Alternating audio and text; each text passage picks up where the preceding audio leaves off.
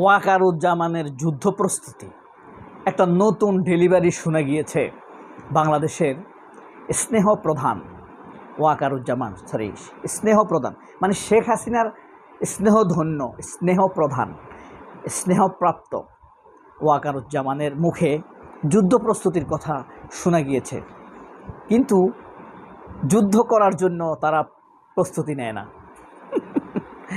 যুদ্ধ জেতার জন্য প্রস্তুতি নেয় না, তারা নাকি প্রস্তুতি নেয় যুদ্ধ এড়িয়ে যাওয়ার জন্য। কিভাবে যুদ্ধ এড়িয়ে যাওয়া যায়? বিলাইয়ের মতো থাকলে যুদ্ধ এড়িয়ে যাওয়া যায়, পালিয়ে গেলে যুদ্ধ এড়িয়ে যাওয়া যায়, দেশের মানুষ এবং সার্বভৌমত্বকে অনিরাপত্তা মুখে ফেলে দিলে যুদ্ধ এড়িয়ে যাওয়া যায়, এবং দেশের নারী শিশুদেরকে বহিঃশত্রুদের লালসার শিকার হতে দিলে যুদ্ধ এড়িয়ে যাওয়া যায় সহজে, মীর জাফরের মতো, তাই না?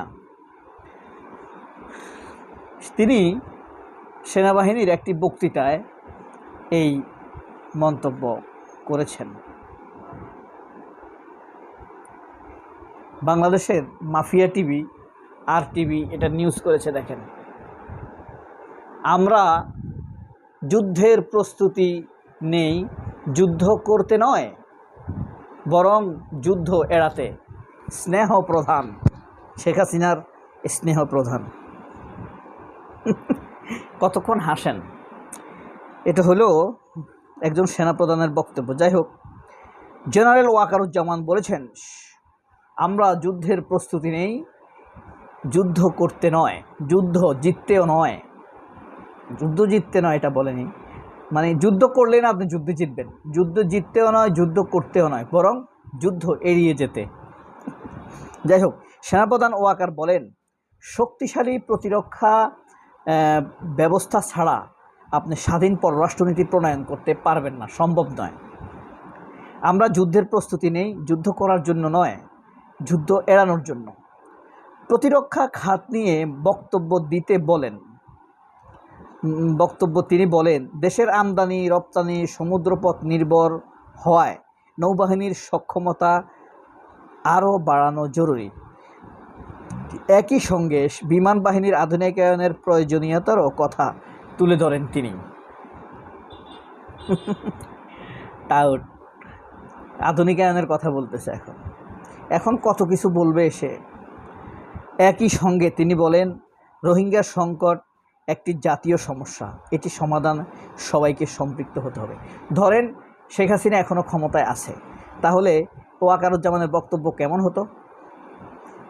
এবং শুরু করতো, জয় বাংলা, জয় বঙ্গবন্ধু, মাননীয় প্রধানমন্ত্রী বিশ্বনেত্রী শেখ হাসিনা আজ আমাদের সামনে উপস্থিত, তার নেতৃত্বে আজ আমাদের এই অনুষ্ঠান হয়েছে, স্মরণ করতে বাধ্য হচ্ছি।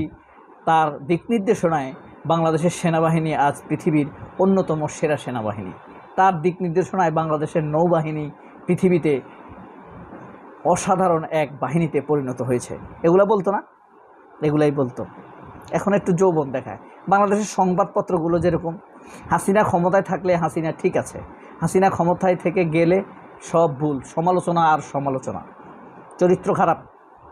সেনাপ্রধান বলেন, জ্বালানি নিরাপত্তা এখন একটি বড় ইস্যু।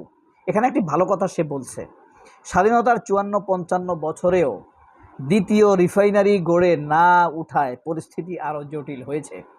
ওই যে আমাদের তেল শোধনাগার একটাই আছে, ওই আইয়ুব খান প্রতিষ্ঠা করছিল। তুইও তো সেনাপ্রধান, তুই একটা করার উদ্যোগ নে বেটা, সেনাবাহিনীর উদ্যোগে। ছোট লোক, আমাদের টাকা খাস, বসে বসে ট্যাক্স খাস, লজ্জা নাই। দেশের সবচাইতে স্বাধীনতার পরে 54-55 বছর পরেও রিফাইনারি গড়ে উঠে নাই। তোরা তো স্বাধীনতার পরে কিছুই করস নাই, ওইটা তো আইয়ুব খান করে দিয়ে গেছে।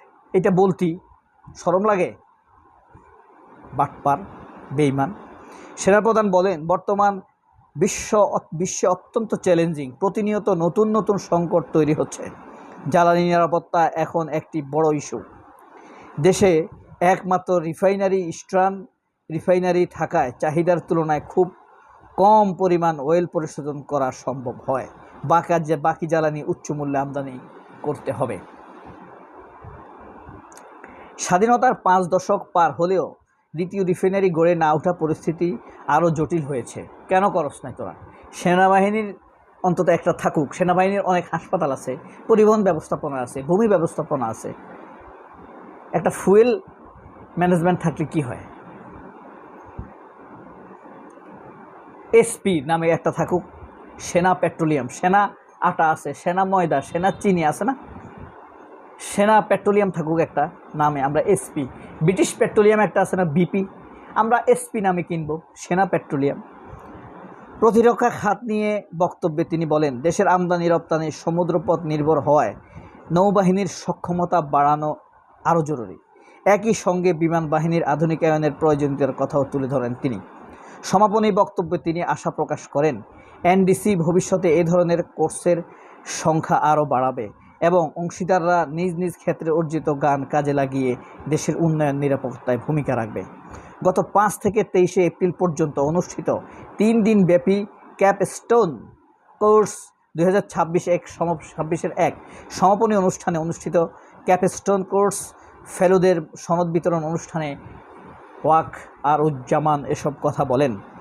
এই কোর্সে মোট 45 জন ফেলো অংশগ্রহণ করেন, যাদের মধ্যে ছিলেন সংসদ সদস্য, জ্যেষ্ঠ সামরিক পুলিশ কর্মকর্তা, খ্যাতনামা শিক্ষাবিদ, জ্যেষ্ঠ চিকিৎসক, সরকারি বেসরকারি সংস্থা উচ্চপদস্থ প্রতিনিধি, কূটনৈতিক, বিশিষ্ট ব্যবসায়ী প্রতিনিধি। তারা ন্যাশনাল ডিফেন্স কলেজের commandant lieutenant general Mohammad Foyzur Rahman জাতীয় গুরুত্বপূর্ণ বিষয়গুলোতে অব্যাহত সংলাপ ঐক্যমত গঠনের গুরুত্ব আরোপ করেন। তিনি আশা প্রকাশ করেন, কোর্স চলাকালীন ফেলোদের সক্রিয় স্বতঃস্ফূর্ত অংশগ্রহণ কৌশলগত বোঝাপড়া সম্প্রসারণের পাশাপাশি বিভিন্ন খাতের নেতৃত্বের মধ্যে একটি শক্তিশালী জাতীয় মেলবন্ধন গড়ে উঠতে সহায়ক হয়েছে। ন্যাশনাল ডিফেন্স কলেজের অন্যতম প্রধান প্রশিক্ষক হিসাবে ক্যাপস্টোন কোর্সটি কৌশলগত সচেতনতা বৃদ্ধির, গঠনমূলক চিন্তাধারা বিকাশ, আন্তঃবিভাগীয় সহযোগিতা জোরদার, জাতীয় নিরাপত্তা উন্নয়নের বিষয়ক একটি দৃষ্টিভঙ্গি গড়ে ওঠে সেখানে। সমাপনী অনুষ্ঠানে সশস্ত্র বাহিনীর বিভিন্ন সরকারি বেসরকারি প্রতিষ্ঠানের ঊর্ধ্বতন সামরিক বেসামরিক কর্মকর্তা, এনডিসি অনুষদ, অন্য বিশিষ্ট ব্যক্তিবর্গ উপস্থিত ছিলেন না শুধু ঘৃণ্য নিন্দিত